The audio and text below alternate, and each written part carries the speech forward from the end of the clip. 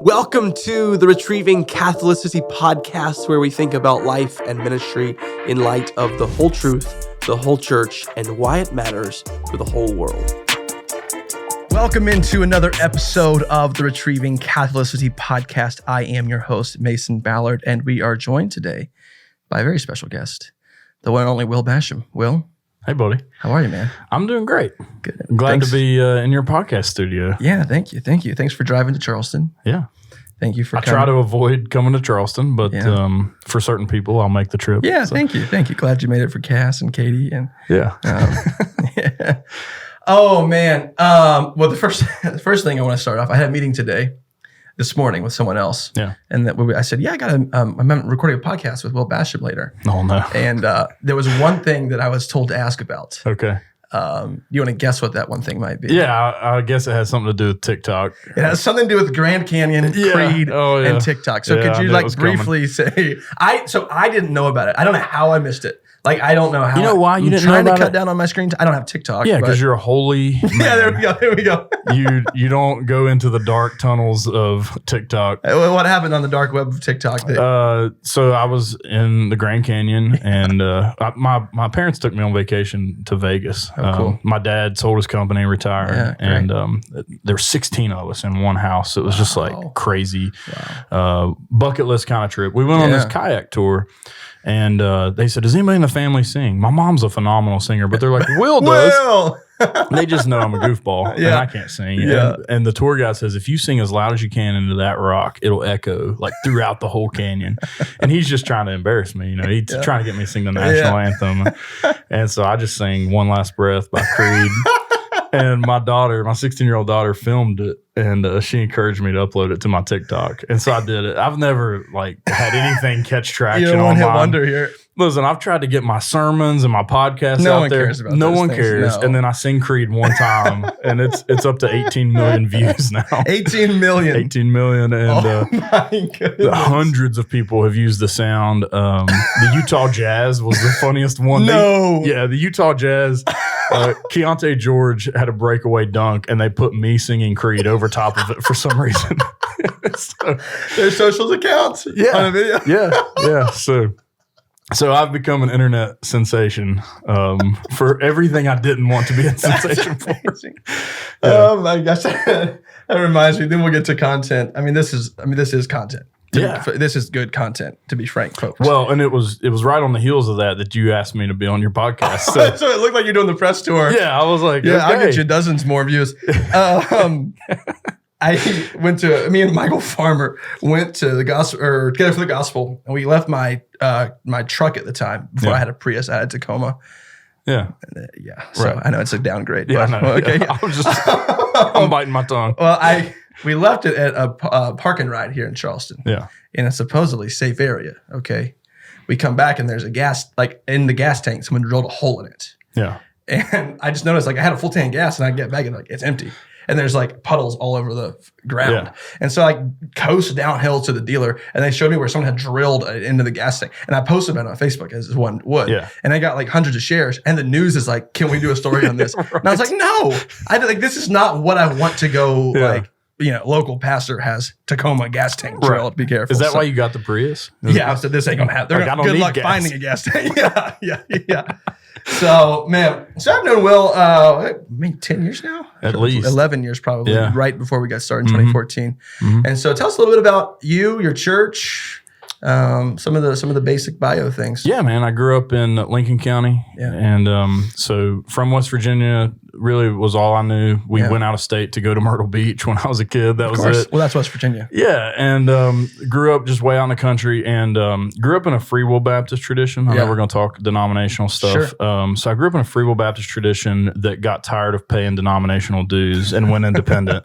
And that's how that worked in their thing. Yeah, right. Yeah. So we were technically independent for most of my childhood and upbringing, and then when I was in college, I was discipled by Southern Baptist minister, and that kind of was my entry point into the SBC life. Yeah. And I married my high school sweetheart. Yeah. And going to college as a married man was cool. Yeah. So we got married when we were 19. Cool. She wasn't pregnant. That was just the normal thing in Lincoln County. Yeah, that's right. And we went to West Virginia State. People asked her why she waited so long to get married. Right, yeah. Well, You're 19. You're 19. Like Let's an go. old maid now. Yeah.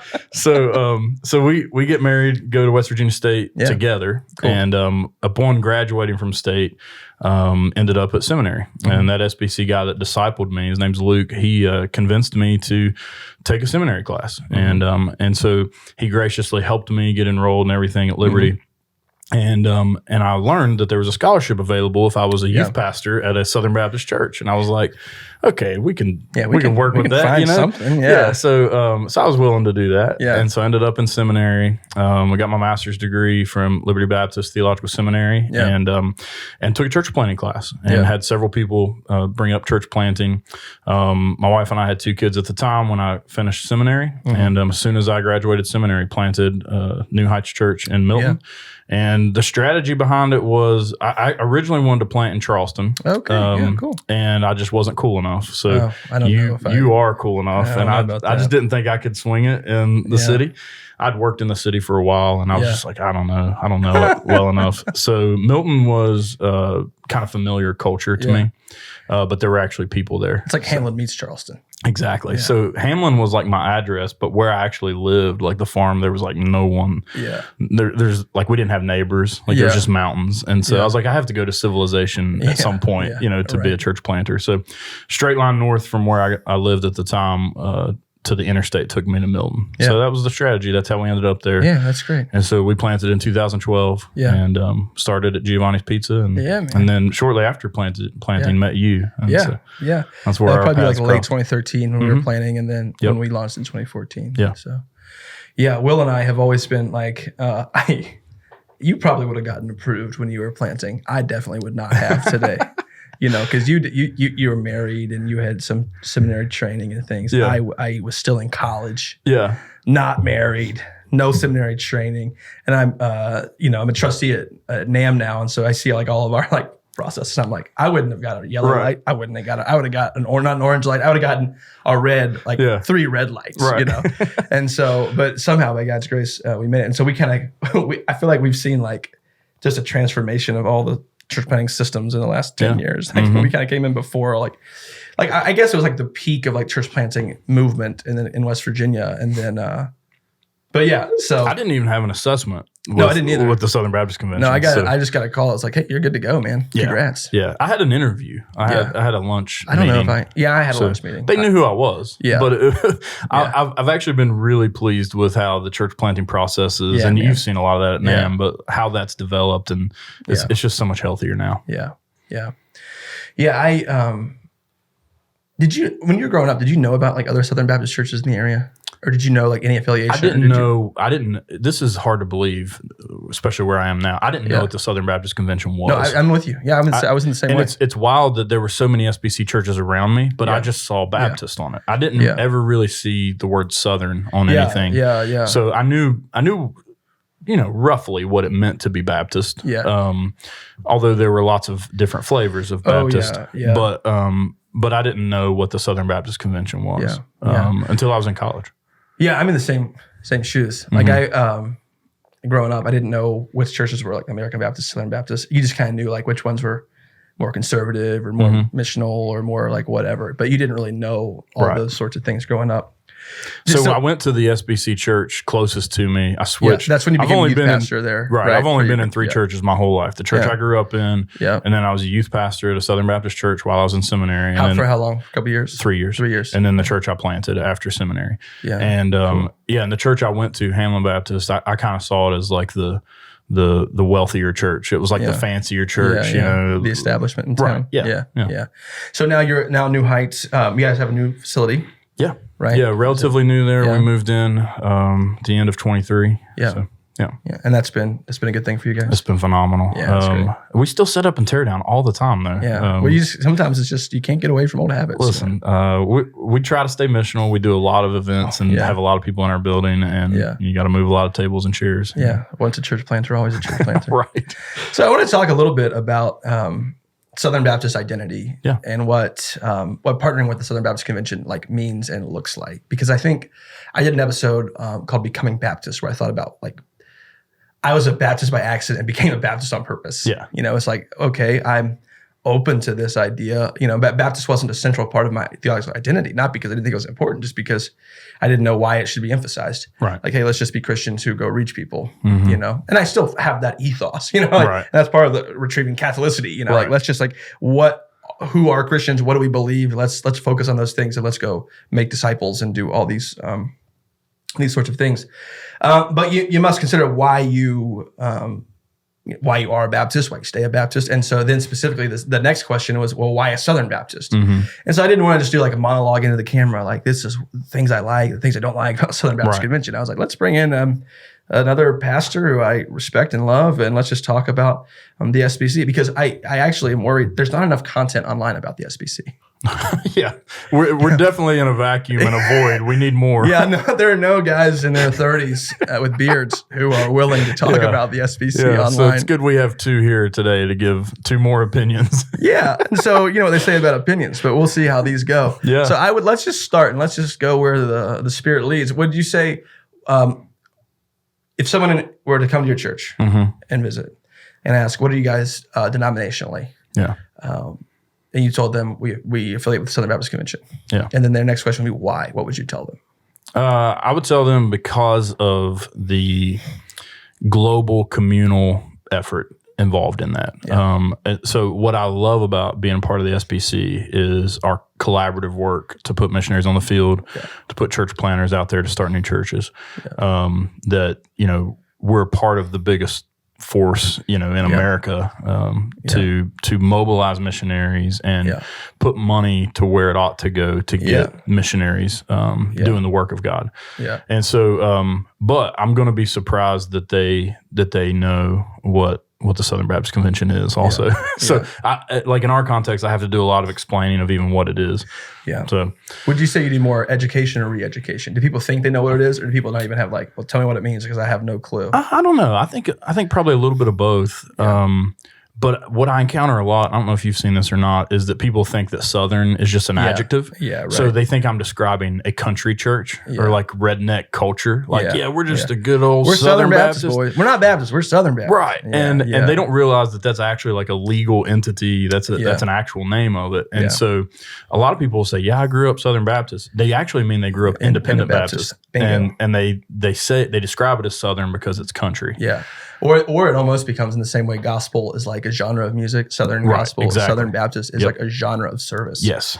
That we sing Southern gospel music. We have a expositional sermon. Right. So if I don't feel like this person that's come to my church, if I don't feel like they understand what the actual convention is of the Southern Baptist Convention, then I'll just say we're Baptist. Yeah. And they might say, what's that mean? It's like, well, you have time to get coffee this week? Let's talk about it. Yeah. You know, Charleston is interesting because Charleston, like ministry in Charleston, I don't think I'm necessarily cool enough to be a Charleston guy. I think you are. Well, thank you. That means a lot. That's why you're on this podcast. Yeah. Well, Derek Roberts was on, and he's like cool. Yeah. I mean, he's an Anglican. Yeah. I mean, you don't get cooler than that. Yeah. He's like clerical collar, hoodie, cool. Yeah. Yeah. If you go clerical collar hoodie, you're either really cool or just brave. Narcissistic is what I was going to say, but brave. No, that's just for you, Derek. I love you, man. So the interesting thing about Charleston is like you have some people who move to Charleston because they want to have like an urban aesthetic. Mm-hmm. And then you have other people who work in Charleston that live 10 minutes outside Charleston who urban is not in the top 100 list of descriptors that would match them. So it's like, and like politically and culturally, it's like a blue dot in a sea of red. Mm-hmm. And so our church then becomes similar. The people who come and visit and seek membership are generally looking for something that is theologically trustworthy, theologically orthodox. Mm-hmm. Well, that's what we are. So whether they're looking for that or not, like something that is evangelical, but many of like the younger sort of, or not even younger, really just Charleston, like city people are going to be averse to like super politicized Southern Baptist, moral majority, Jerry Falwell type of thing. Mm-hmm. Whereas others might come like sort of like expecting to find something like that. Right. Because that's what they're hoping for. Yeah. And so, you know, the mix of reactions I get when I say, yeah, we're Baptist and we cooperate with the Southern Baptist Convention, I just never know. You know, like, is it someone like that's in Charleston and that is more kind of like has urban sensibilities, or is this someone who's like hoping for like we're really established Southern Baptist and because they came from a more Southern Baptist church, like in the South, or like it's just such a mix. And so I think the conversation would be, I'm gonna have to feel out who this person is and where they're coming from. As to how I'm gonna answer that question. Yeah, it makes it like there's probably a little bit of fear of man in me a little bit, but I'm like I kind of want to know why are you asking? Why are you asking? Are you wanting it to be? Who wants to know? Yeah. So, I hate to be that way, but you don't want to create like just this quick reaction. 100%. That because you're a Southern Baptist, I'm gonna not even give y'all another chance before I get to know you. And I think people who are already frustrated with us by even acknowledging the fact that it's a conversation, like I would just implore them to realize that like we want people to understand what it means to be a Baptist in reality. Yeah. Not what they think they're either accepting or denying. Right. And so, that's maybe one of the reasons we don't have Baptists in our church name. One of the reasons, and I wouldn't speak for you, but like I just didn't think to put it in the church name. I didn't have a moment of actively thinking, should I call our church something Baptist church or not? Maybe it's just because of what other churches were doing at that moment in our area, just in church planting world. Yeah. But I've learned that for some people that's a big deal, that you don't have that in your name because they think you're ashamed of it. And what I would just say is like I just want to have spaces to explain. And I would say we do that in like membership class. Yeah. This podcast is like one example, one way that I can kind of say, hey, let's explore these issues of Baptist identity in the greater sort of context of one holy Catholic and Apostolic Church. Right. So would you say membership classes, is that where like rubber meets the road on telling people what this means and what this is? Yeah, usually. So at New Heights, we actually do membership individually, which is one of the changes that we've made. And we probably did that 2 or 3 years ago. And I really like that change because what it does, kind of with that dynamic of like, I don't know why you're asking who we affiliate with. Yeah. It takes it down from like a class level to an individual level. Tell me what your experience was. So I'm learning about the individual first. Yeah. And so I know if they have any church background at all. I know if they have any denominational background at all. And so let's say they come in and they say, I was raised Roman Catholic and I'm interested in joining this church. I've been coming for a while. Yeah. Well, now when I get to explain what it means to be a Baptist, I can come at it with a particular nuance of you grew up Roman Catholic. Let me highlight some of the reference point to explain this is how we're different. That really is. I mean, before I came down here to record the podcast today, I met with an incoming member. I talked about what it meant to be Baptistic. Yeah. We talked about local church autonomy. We talked about theology of baptism. And it's good. It's healthy conversation. And we can I kind of unpacked with her some of her religious background and answered questions, hesitation she may have had about becoming a Baptist. Yeah. If someone asks you, is the Southern Baptist Convention a denomination or not? In what ways do you think you'd say yeah or no? Or do you want me to just run with that? No, I mean, I think I would generally say yes to the average person. If it's a pastor, this is where I think then the debates I would answer it differently. Yeah, how would you answer to a pastor? So to a pastor, I would say it's not a denomination because there's not a hierarchy. Yeah. Like there's no Baptist Pope. Although we used to joke about J.D. Greer being that for us. Yeah, there are others in the shadows that are Baptist popes, right? Yeah, bishops. Well, we all have our own popes and bishops. Yeah, there are like dozens of bishops. Yes, with their flocks. Yes, and so there's certainly influence, and there's a political arena that I think exists in every organization at some level. Inevitable. But I think when I look at New Heights Church, like there are no puppet strings that are controlling like what we do or don't do. And so local church autonomy is real. And so in that sense, the denominational hierarchy isn't present. So no, I think it's a more dynamic question than people acknowledge. Yeah. And I think it's a more complex question than most pastors think. Because I think a lot of our disagreements come from, even if you just go to the Southern Baptist Convention for the first time and you just listen to that denominational language usage, you will hear both. In this denomination, we fill in the blank, and then you'll hear we're not a denomination. Yeah. In this, like sometimes the same speaker. Yeah. Right. And so, like you could almost say with a lower D word denomination, in the sense that the term references churches who cooperate with the Southern Baptist Convention. That's not a capital D denomination in the sense that it's not an hierarchical not even hierarchical, but like it's like a confederation of churches. Right. But I don't. We got a bad history with the word confederation, though. Yeah, so I know. Yeah, we do. Which is one of the reasons you might want to say is Southern really the one the first word that we want to come out of our mouth when we. Yeah. Of course, I would say no, but that's not a fight I'm ready to have right now. Yeah. Well, I am always ready for it. I just, what's the point? Right. You learn to like pick your battles. Yeah. But I do think there's a lot like how much agreement can you expect to find between churches in the Southern Baptist Convention is a significant question.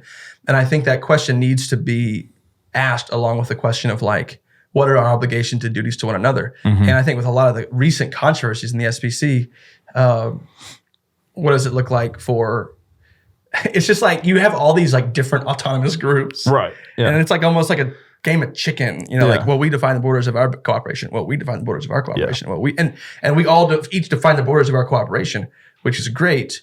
But it can get tricky. I mean, it can be a little bit difficult. And so like if you were to walk into New Heights or Resurrection, you might sense a kinship. There will be some differences. I think over the years, we've probably gotten more similar, if I had to guess. Mm-hmm. But you might see some distinctions, but you would see some general similarities. Sure. Whereas if you would walk into one of our churches and another church, you might be like, these aren't even in the same realm. And I think that can be a beautiful thing. Yeah. But it can also be a frustrating thing. Yeah. But like the SBC acts like a denomination in several areas. I think so. One of them is just like our shared confession. Yeah. So that's important. And I think there's a live question is how do we think about that? Like, how is that confession imposed on churches versus churches choose to impose that? And that's been a center of debate too. We might as well not even walk around. It's the law amendment type of questions. And that's I think a lot of people who were opposed or ambivalent, I don't ever go on the record on that one publicly just because like, who cares? Like I think I guess some people care. Yeah. And I'm not unwilling to go on the record. I will say the question that is debated though, that needs to continue to be debated is the level of what does in friendly cooperation with mean, and what are mechanisms whereby the denomination can turn the confession inward toward the churches. Right. When the way I understand it, historically, the churches would agree on the statement of faith and then enforce that on the denominational entities so that the missionaries we train, the church planters we send, the professors that teach at our seminaries, all of those people, like, if you are out of line on any of these things, you don't get the job. Right. And that I don't think any of us who are broadly evangelical or based like essentially complementarian or any of these, like we would not disagree with any of that. Yeah. I think like it's one of the questions of when you turn the confession inwards, I think unity is helped by clarity. But I also think there are some loose ends that are not tied up that we don't. Like when will people start getting fired up about the Lord's Supper again? Yeah. Because I'm telling you, the listed practice in the Baptist Faith Message is not what's normally practiced in a lot of Southern Baptist churches. Yeah. Yeah. In what ways?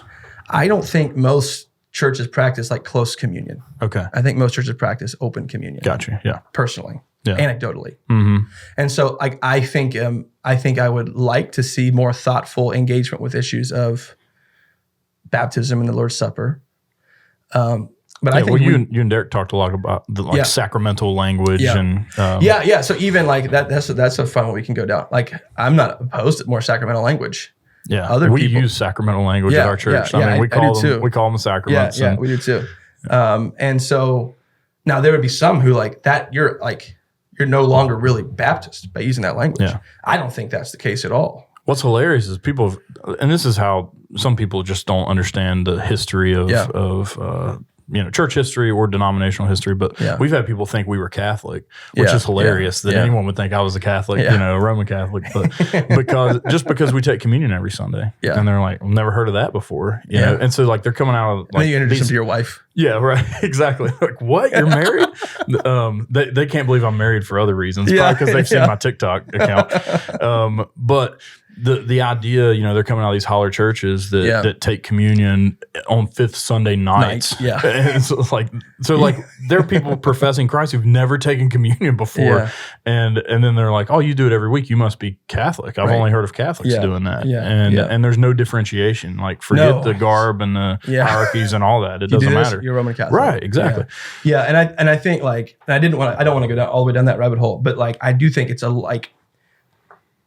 I think you can say, yes, we need to, like, it is in an age of gender confusion, it is essentially good to be in agreement with what the Bible teaches about who can shepherd and pastor a church. Yeah. But I think the question under that question has not been addressed, which is defining friendly cooperation and levels of agreement on other issues that are not on Fox News. Right. You know, when something's on the news, people care about it. But then there are theological controversies, I think, that are almost like simmering in the background that could at any moment be kicked up. Yeah. You know? And how will we think about unity in disagreement on those issues? Right. So we might be aligned culturally, we might be aligned socially, but what level of theological disagreements are going to rise, and how are those going to become determinative of identity? So I feel like at this moment in Southern Baptist life, maybe I'm wrong, but you almost just get along with people you want to get along with. And then theological issues are almost, for a lot of people, kind of second. Like, there's kind of like, it's like, oh yeah, we don't really think about that much. But, you know, for example, talk about baptism numbers. We love to like celebrate or bemoan baptism numbers going up or down. But like, if you went to the Southern Baptist Convention and just asked pastors, what does baptism mean? What is baptism? Ask 100 pastors, you would get a lot of answers. Yeah. And so, and the irony is we're called Baptists. Right. So I just think like one thing. We used to, when we were planting, you probably had to do this too. It was like we get that report every month and we had to report a couple different metrics. You know, we would report, one of the metrics was professions of faith, and one of them was baptism. And I started noticing in my church that I had a lot of professions of faith that didn't follow through with baptism. And my theology ended up colliding with that, because I'm like, do they really follow Christ if they don't stick in the church and they don't get baptized? That's right. And is it just a shallow profession? And so I started just matching them up every month, and it was always the exact same number. And someone asked me about it one time, and they were worried that I was like becoming Church of Christ and believing in baptism. Why do you care so much about baptism, you Baptist? Right. Yeah. And I was like, I'm a Baptist. I love baptism, and I think that's the most biblical profession of faith. It's what the Bible gives us, you know. So that's what we're using. Yeah, that's great, man. But yeah, so all that to kind of wrap up that initial thought of denominational identity. So I think we would just say, like, to someone, there are denominational structures that exist to help autonomous local churches who can voluntarily associate with one another, to help train gospel ministers and take the gospel to the nations. And so I think that's the most succinct way to say that there's no person kind of at the top calling the shots for everyone. In as much, I mean, there might be some seminary presidents who like assume that mantle, right? Yeah. But in reality, the church is, everyone says the church is the headquarters of the Southern Baptist Convention. Yeah, right. You know, we love to hear that. It's like, oh yeah, okay. That's a good rally cry. That sounds good. Yeah, I'm all for that. Yeah.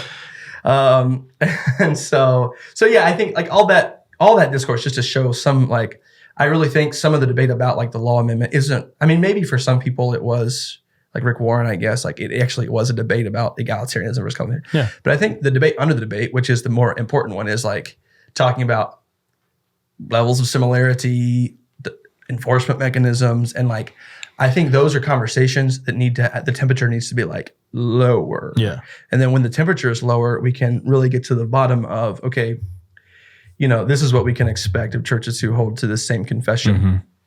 And frankly, it's also an open-ended Baptist question of how confessional are we really? Right. And so some Baptists are going to say we are confessional, period. Others are going to say, no, right. There are people that look at the Baptist Faith and Message as a confession, and there are people that don't look at it as a confession. That's right. And so that, depending on how your church views it or how your pastors view it or whoever, polity is another issue we could get into, you know, like what the Baptist Faith and Message says about church polity locally. But your interpretation of that is going to be different, and what you're going to find across the Southern Baptist Convention is going to be interpreted differently. Yeah. What are some of the best and most challenging things that have happened sort of in your church's relationship with the Southern Baptist Convention that you feel comfortable sharing to an audience of 50 to 75 people? Yeah. Okay. I think that, you know, the primary thing is I don't think our church would exist were it not for the Cooperative program. Yeah. Explain that. What is, define that for viewers who are not so from the Cooperative program is a program in which local autonomous churches freely give into a financial program where money is pooled and then distributed out to different entities. And so the support from tens of thousands of Southern Baptist churches, creates a missionary fund for international missionaries as well as missionaries in North America. Yep. And so yourself as a church planter as well as me, we were funded, by funds from the Cooperative program and various offerings so that we could receive pay, to be full-time missionaries. And so to be a full-time church planting missionary in Milton, West Virginia would have been unheard of without something like the Cooperative program. That's right. So I think the very, first benefit I have to name is that there are, so many people involved in this biggest group in America that made it possible for me to have a church membership of like 6 and be full-time focused on reaching people in my region. So that's the biggest and first benefit, I think. And then now that our church has grown and matured, we get to be a part of that and continuing to contribute to that to help other planters and missionaries, even go into unreached people groups and make that same difference. And so on the receiving end, it's a huge benefit, but now on the giving end, it's a big benefit as well, because I can explain to our church, when you give sacrificially, you're a part of making this happen. Yeah. So that's probably the biggest one. Yeah, I would echo that. I think the benefits of the Cooperative program, when I was getting started, someone we both love dearly, I did not know them yet. And he said, Are you just pursuing the SBC for the money? Yeah. I didn't even know there was money. Oh, well, if I would have known there was money, I probably would have said, honestly, yeah. Yeah, that was my answer. I was like, this was the first place I found with money. I don't know if I don't know if that's kind of been my life motto. I'm in it for the money. Yeah. Well, you're an entrepreneur, just of a wrong business. Right. I know. Wrong theology. Yes. Yeah. I mean, we could just tinker 1 or 2 changes and you could make a lot more money. I know. Sometimes you start to think about, it's kind of true, But I don't even know how I became Southern Baptist. I don't even know if I didn't know of the Southern Baptist Convention. I didn't know of American Baptist Convention. I didn't know of any of that. I didn't know famous Christians even. Like if you'd asked me in high school or even when I felt called into ministry, early, who are the most famous Christians you could name? I would say T.D. Jakes because he's from West Virginia. Whether or not he's a Christian, they're a different question. I'd say T.D. Jakes, Joel Osteen, and Rick Warren, because Rick Warren moderated that presidential debate that time. Yeah. And so I grew up in church, but I didn't grow up in church culture. So, I would just sit in the church with mom and dad and listen to the preacher. And I kind of liked it just because I was, I just didn't like that. You know what I mean? I believed it. I was true. I didn't do youth group things. And so I just wasn't, my dad was a Christian and my mom was a Christian. They raised me in a Christian home, but we didn't do a lot of Christian stuff, if that makes sense, that a lot of my peers looking back on did. And so I go to college and I was at Davidson College and there was a church that was planting a church in uptown Charlotte called Elevation Church. Yeah, I've heard of this church. Yeah, it's a little church in Charlotte. Yeah. And Southern Baptist plant. At the time, yeah. And so that's part of how, so I go to it and I remember the first time it was there, we were lined up. I'm lined up to go to church. Yeah. Why would you do that? They're excited to be here, And I remember just being blown away by the music and the energy. And at the time, Stephen's sermons, man. Yeah. They were a little more content heavy. Well, listen, they weren't as crazy. They weren't. He's not today, I don't think, what he was in 2011, 2012. No. And so, looking back, you can see the seeds of what, kind of Elevation is now. Right. But I was just blown away. There was no other term for it. I didn't have theological filters yet. I didn't know anyone else yet. So I'm going to this church every Sunday. And I started bringing people with me. I'm driving down to set up in the mornings at 7, driving back up 77 to fill up my car, and then driving all my some friends back to Uptown Charlotte. And so I was just so excited about it, and some of the older guys there, older at Elevation is a very relative term. They're probably my age now, They're 32. they're 32,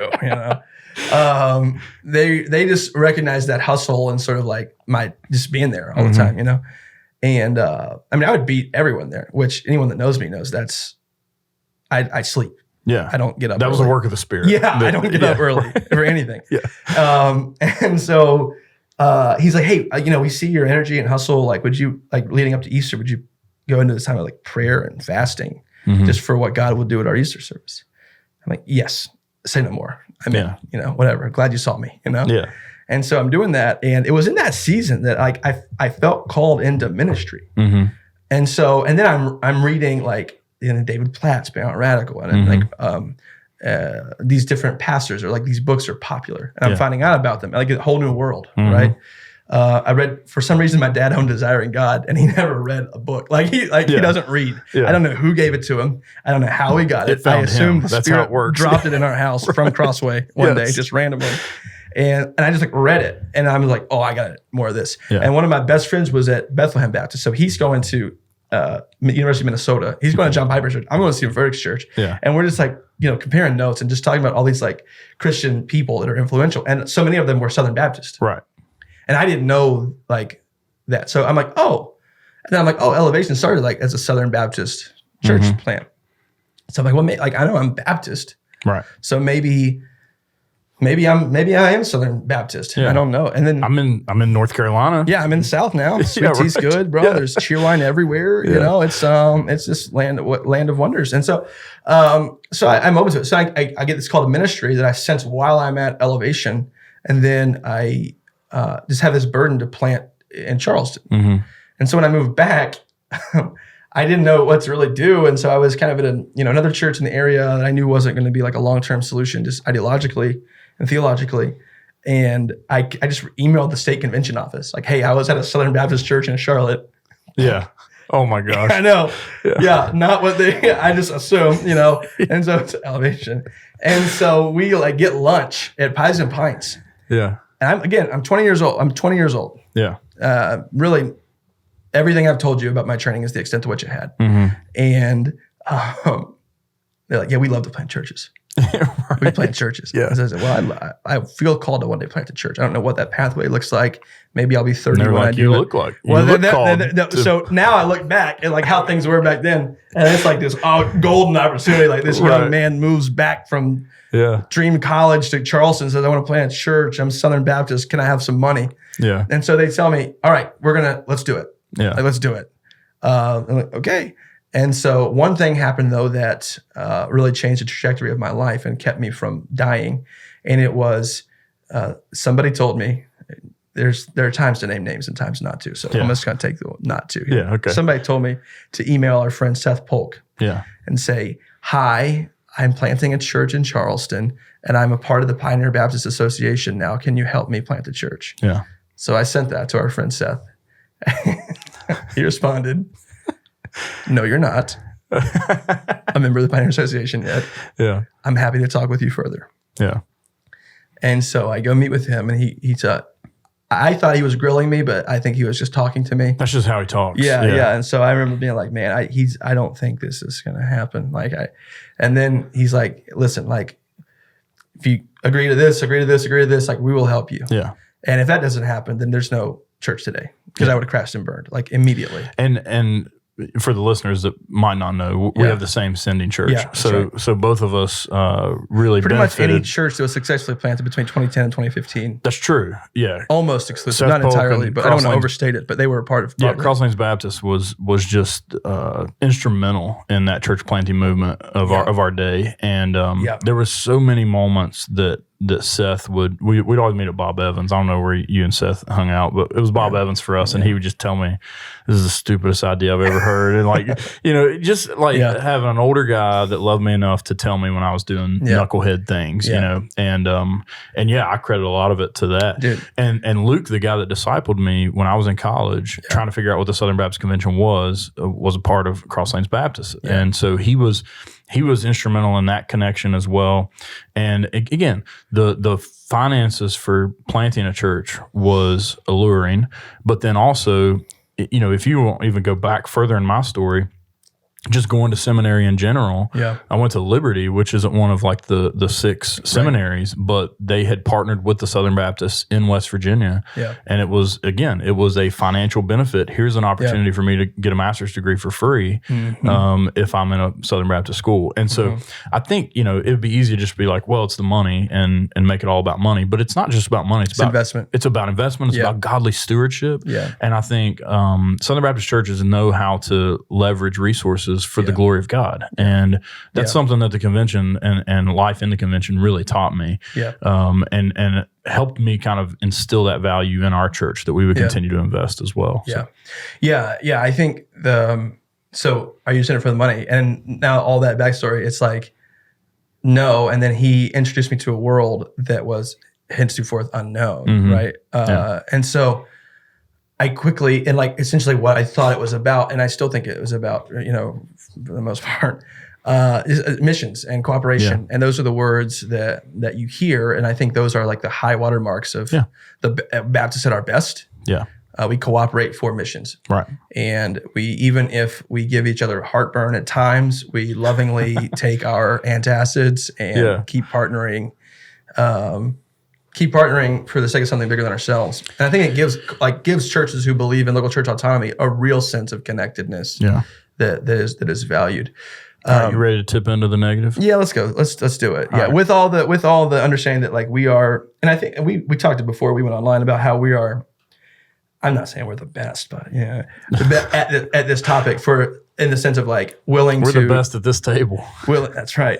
Willing to be honest about good things and maybe challenging things. Because I think it's easy to build a brand on criticizing the SBC. Sure. That there's like a huge appetite for that. Yeah. And then it's really easy to say, I want to be somebody in the SBC, and I'm never going to ever say anything negative or acknowledge anything negative. And anything that negative comes up, I'm just going to repress it, suppress it, and say that's not the SBC. And I think the reality is we need to be team players and truth tellers in as much as that's possible. Yeah. So the high water marks would be mission, people like the Seth Polks of they're all kinds, and they're not all kinds of him, but people like that who are just local church pastors who love other people, love gospel mission, resources, structures. Like there's so many positive things. And then what are some maybe challenges that you've encountered over the last several years? Yeah, so I think the politics of it all can be exhausting. So you see people that are in the denomination for the career of it, which is, to me, kind of nauseating. And so you see people that have seen, okay, there's funding available, but not only is there funding available for the mission, there's funding available for my career. That's and right. so I want to climb this corporate ladder of the SBC, and I want to get to the next bigger church, or I want to get to the next better position within a denominational role. And so that's been kind of nauseating to see. You know, I've seen different people kind of come and go and do things like that.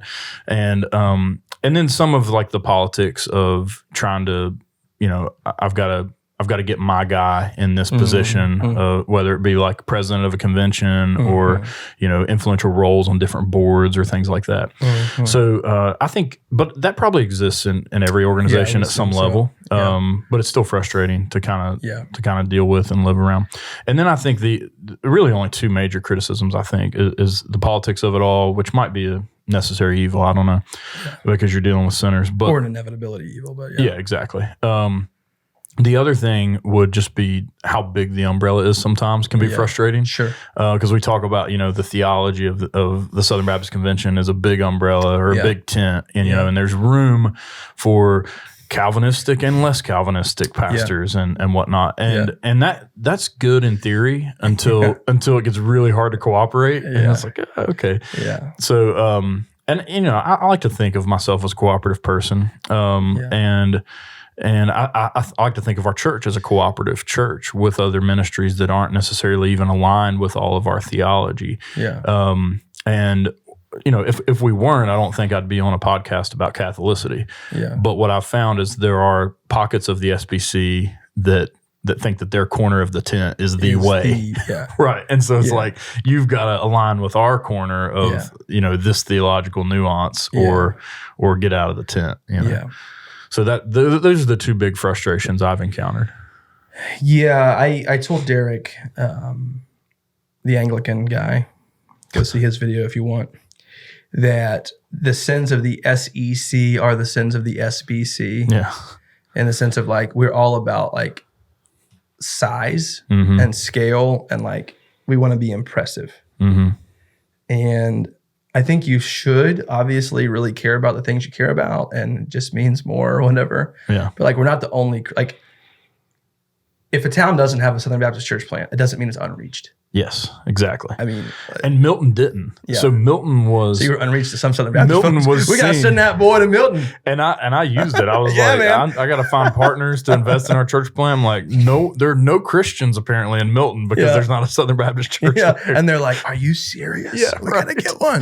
So we're still the only Southern Baptist church in town. My old pastor is now near you guys, though, Jim Butcher. Oh my gosh, he's great, dude. Yeah, so would not be here without Jim Butcher. I'll have him Jim Butcher is literally behind our church, like the block behind us. So that's awesome. Jim and I are good you couldn't friends. have a better neighbor, man. Oh my gosh, he's a godsend to our town, and I'm so thankful for that guy. But that's even just his story, and that church is a beautiful testimony because it's like I'd be crazy to look at the American Baptist Church in town and just be like, they're not doing serious gospel work. Like it's crazy. And there were some viewpoints when I was talking to people about Milton. It depends on the Milton. pastor in the church. Yeah, they're like, well, there's nothing going on in Milton for the gospel's sake at all. And there's a little bit of me that kind of romanticize that and believe that, because you get the savior complex. Oh yeah, and enough people say, well, it's unreached. And start to believe it. Yeah, of course. So that's God sending me there. Saint William of, and then you start meeting people that actually love Jesus, and have been there for 30 and they years. don't need my church. They'll still serve Jesus, right? Yeah.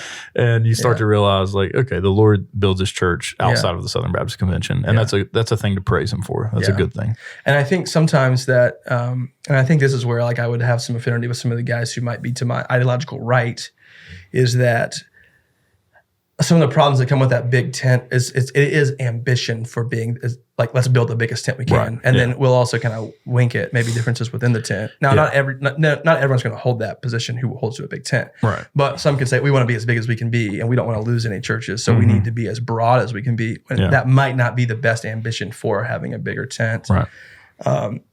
So I understand that, but I think sometimes our commitment to like size and like, remember when we used to give out trophies for baptisms? Oh my gosh, we've had a few of them. Yeah, none of them are in our church. Yeah, well, we didn't have any because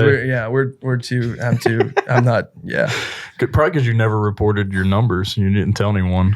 I did have some protests in me. I know you did. Yeah, we've talked about that. I don't know how many baptism trophies we won, but we won several. But I am willing to call myself the Michael Jordan of baptism. But I am going to say there was at least one three-peat that happened. That's right. So we have the three-peat of baptism trophies. But it was like we would joke about it. And, I think the convention at the time, I think they had no idea that we were like laughing. They had no idea that like all of us were like, this is patently absurd. Yeah. And I would tell certain people, I wasn't trying to be offensive, but like, this is stupid to give a trophy for something that only the Lord does. Right. Yeah. And then we would say we know that. Right. Yeah, we know, but we want to acknove you guys are out sharing the gospel. Send the trophy to heaven. So the trophies all made it to like different guys' garages where everyone sat around smoking cigars around them. To put it right here on the. I don't know where. That's the only way I'm getting. I'd like to track one down. They weren't, for what it was, they really could have got nicer trophies. Probably. Well, if you want to do the weight of baptism, you can get a real gold trophy. Yeah, it should have been more like a Stanley Cup. It should have been. We're Baptists after all. But you could do it. You could only baptize a baby in that. That's true. So it would have to be the size of a golden trough. A golden horse now trough. We're talking. A golden horse rotates. It rotates each year. So your church has the golden trough this year. And people will say, why are we getting baptized in a golden trough? Because we baptize more people. That's right. Than anyone else. If you want to see past year's winners, it's all engraved on it. Yeah. And I think the politics of it, like in general, is inevitable. Yeah. But then when you start to see like specific circumstances, I remember David Platt talked about this when he left the IMB. Yeah. And people really criticized him, like saying, I was in meetings I'd regret being in. Yeah. And I think we all can think if my tribe doesn't do X, then like I used to be a lot more involved in denominational life than I am now. Yeah. Now I think of I think of myself as like a team player and truth teller that is active in the infrastructure who wants to improve the infrastructure, but who will not give my life to the infrastructure. Well, we just talked a minute ago about how the center of the Southern Baptist Convention is the local church. That's right. And so that's where I'm going to give my life. I think it's easy to get it becomes a separate, enamored with it. You begin to see denominational activity as your work day. Right. And the denominational activity can actually pull you away 100%. from what's most important, which is 100%. The local church. Right. 100%. And another thing I dislike is that a lot of times lay people's introduction to Southern Baptist things are just whoever they happen to find online. Right. And if they're repulsed by some sort of controversy or they just don't like it, then they think, well, that's what the SBC is all about. And we're going to be an exporter of controversies. When in reality, that might be a part of who we are, for better or worse, because we're a collection of people with varying interests and convictions who hold to these essential core for primary and secondary doctrines. Yeah. But I do think that, you can just lose sight of the glory of Jesus and the centrality of the local church and the significance of gospel mission when you are so deep into that world. And that, again, we need people who do it. I was a convention president, obviously. I'm trustee now. I'm engaged and involved. Mm-hmm. But that engagement and involvement looks like knowing people and trying to just be faithful to do what I can do. Yeah. And there are things I can't change and can't do, so I'm not going to fixate on those things. Right. And I used to be much more vocal about what I think should happen. Right. Well, now I'm not even vocal about it because who am I to say? Who am I to say what I think should happen? Forums like this, we can have conversations and we can draw conclusions this is what Mason and Will think, or Will thinks, or Mason thinks, or whatever. But I think this is a better way to talk about sort of Southern Baptist things good and bad than just firing off things on Twitter. Right. I remember when I was super involved, probably 2017, I was tweeting a lot about SBC stuff and I got all kinds of followers because people like that stuff. Now I only tweet about the Reds and the Mountaineers and occasionally nobody cares theology, about and literally things. No one engages with them. and I don't care. You know what I mean? Yeah. It's you can really build a name for yourself, but you got to be careful doing that as well. Right. But yeah, so I think platform, a mind shift that serving for being a president or even serving in an association, thinking more locally, it's for service, not for status. Yeah, that's good. And I think that's a paradigm shift. Yeah, when I look back over 13 years now being a Southern Baptist church planter, 16 years total in the Southern Baptist Convention. What has been most meaningful has been ways outside of just what I've done in my local church. What's been most meaningful have been things that I feel actually served other churches and other pastors. Yeah. If I look back and it really just served me, it's not a good memory for me. Yeah. It's that wasn't fulfilling. It wasn't maybe as honoring to the Lord. Yeah.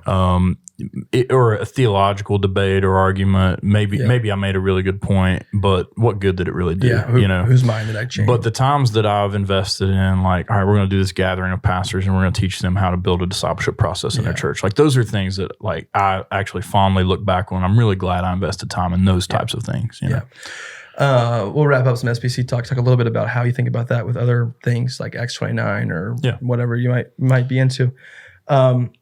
Maybe one thing that makes you optimistic about the future of the SBC and one thing that is discouraging about the future of the SBC. Yeah, I don't know that I'm discouraged about a whole lot, honestly. I'm pretty optimistic about the mission boards of the denomination. So, I'm always really pleased with the direction of the IMB. I feel like the entire time I've been pastoring, I've been happy to support the IMB and know international missionaries that are working through the IMB. Yeah. And I think it's the cutting edge of reaching unreached people. And so really optimistic about that. And I think the North American Mission Board is always on a good, really since I became a church planter, I feel like the trend has been positive. I've not seen an iteration that I think was vastly negative or in the wrong direction. Yeah. So Send a Network has been really helpful here in West Virginia as well as nationally. Yeah. I just spent some time in Alpharetta recently with a lot of the guys with Send Network, and what they're doing there I think is phenomenal. And so the assessment has just went from having lunch with me and you being like, yeah, these guys will do, to actual like real weighty assessment. Oh yeah. That we just sent a church planting resident from our church through assessment, and I got to go and be with him and to see like where it's come in the past 10 to 15 years. It's night and day. And so I'm super encouraged and optimistic about that. Yeah. And honestly, I'm not discouraged about that much. I think the rumblings of, you know, the complementarian and debate and the wars around that can be discouraging at times. And then how heavy-handed do we come down, or disfellowship churches can be discouraging. Yeah. But honestly, maybe it's apathy, but I look at that and I'm like, I'm not the guy that's going to change the tide of the nation. And so I'll let smarter people deal with that, I feel like. So. Yeah. I think the thing that's most encouraging is that you still can rally people around gospel mission. Mm-hmm. Imperfectly, but it's moving forward. Yeah. I think our seminaries are excellent as a product of them. Yeah, obviously. Excellent. I mean, the PhD at Midwestern, I mean, you can't be. No. Yeah. I think, in reality, though, I do think, because in some course, denominational seminary PhDs are worth like not very much. Yeah.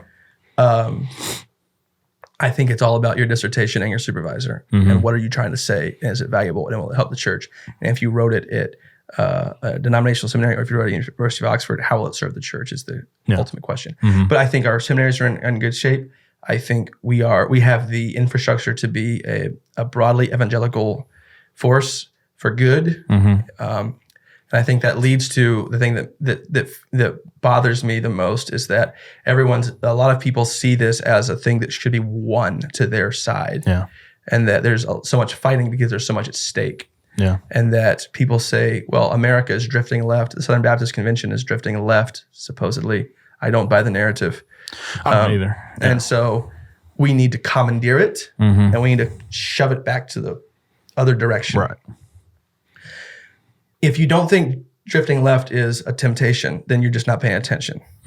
But if you don't think that snapping back to the right is also a temptation, I don't know what to tell you. Yeah. I mean, I just don't know what to tell you. Like, we're going to interpret culture so vastly differently. So I would say the thing that makes me queasy is that there are such loud and powerful voices who are right in their analysis of American culture, and who are just exporting that into the Southern Baptist Convention as a whole. And there are so many people who buy that narrative already that we will force all our institutions in a more reactionary direction.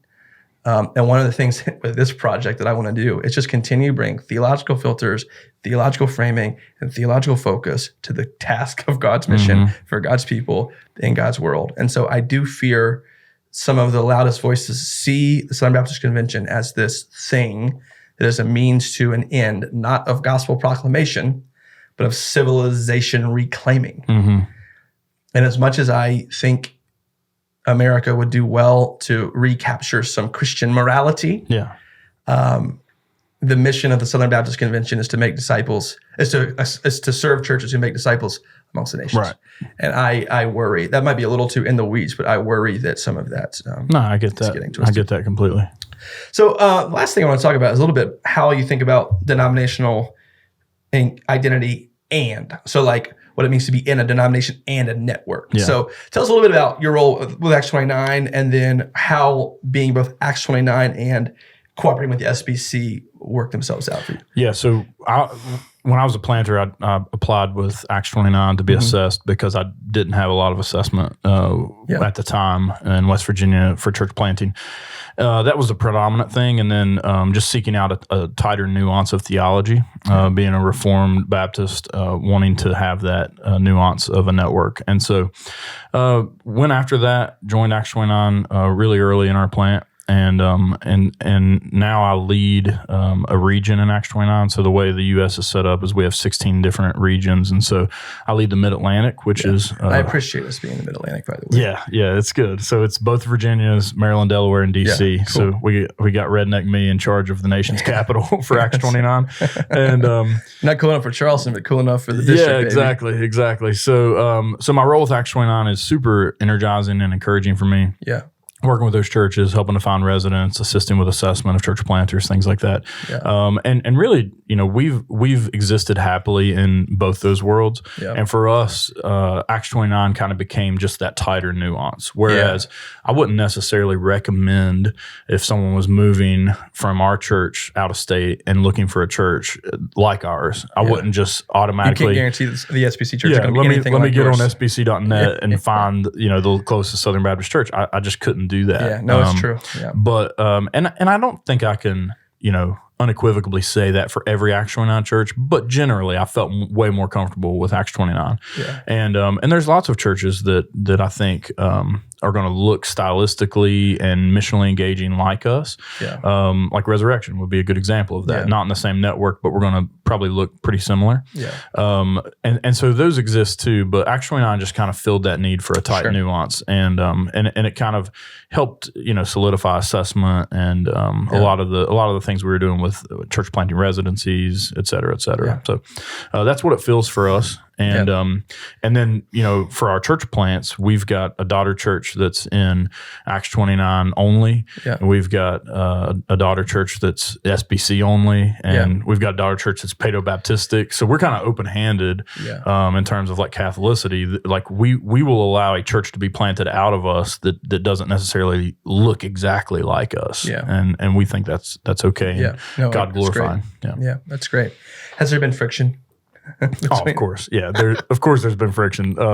But sorry, I put it on to you a little bit there. Yeah. There's been friction, and there have been times where really, early on, there were times that a lot of SBC pastors looked at Acts 29 as the enemy. Yeah. They were Calvinists. They were drinking too much, smoking too many cigars, saying too many cuss words, and their theology was bad. And so we got to get rid of all the Acts 29 guys. Yeah. But then there's also been times where Acts 29 has said, well, the SBC is trying to pick off all our church planters and do it. So there's been times where there's been friction, but I've never really seen it at like the highest levels of leadership of either the SBC or Acts 29. It's always just like in the weeds, pastors bickering over stuff. And that's the politics that's in every organization. And I feel like it was worse back when we fought over salvation things. Right. Who remembers when Calvinism was a big ordeal? Yeah. I kind of miss those days. It's never been a big deal. Everyone fought about like Calvinism Arminian debates. Now it's like, that's not even a debate. And now it's who'd you vote for? It's something different now. Yeah. But back then that was one of the defining conflicts. That was the big thing. Yeah. And actually, like, as I've talked to church planners now, it's interesting because I guess I'm just getting older. I've talked to church planners now, and they're sort of amazed that was such a big debate. And I'm like, well, I don't like the Reformation. Debate, look at church history. It's a huge debate, and so I don't know how it couldn't have ever been because it's not on the news, right? Yeah, it's not what people want us to fight about now. So when denominational life intersects with culture, that's what gets clicks. And in an age of the internet, it's like the big debate's not going to be a theological issue; it's going to be a cultural issue. Yeah, which we need to address theologically. And so our conclusions might look similar, but how we got there, why we got there are going to be unique. And we need to get to Christian ends via Christian means, theological and biblical reasoning to say, this is why we believe there's two genders. Mm-hmm. You know what I mean? This is why we believe that marriage is covenant between a man and a woman for life. Like this is why we believe in these things. Then that it's not just because that's how it's not just because it's Republican. Yeah, right. It's like there's a theological underpinning. Like I would believe this if I were in a context where it coded left or right. Like I don't care how it codes to you. Yeah. What I care about is the Christian rationale from our reading of biblical text that gets us there. And so I think that work's really important. Yeah. So it's good. Well, Will, man, thanks for coming. Happy to be here. Thanks for making the trip down. Thanks for having me on the podcast. Really honored to do it. We'll do it again sometime, and appreciate the work you've done and are continuing to do. Thanks, man. All right. Well, thank you for joining us here on YouTube or Apple Podcasts or Spotify. I do hope you have enjoyed this conversation. Feel free to engage it in the comments, like the video, tell a friend. That's the most important thing you can do, as hopefully helpful conversations reach more and more people. Thank you for joining us. See ya.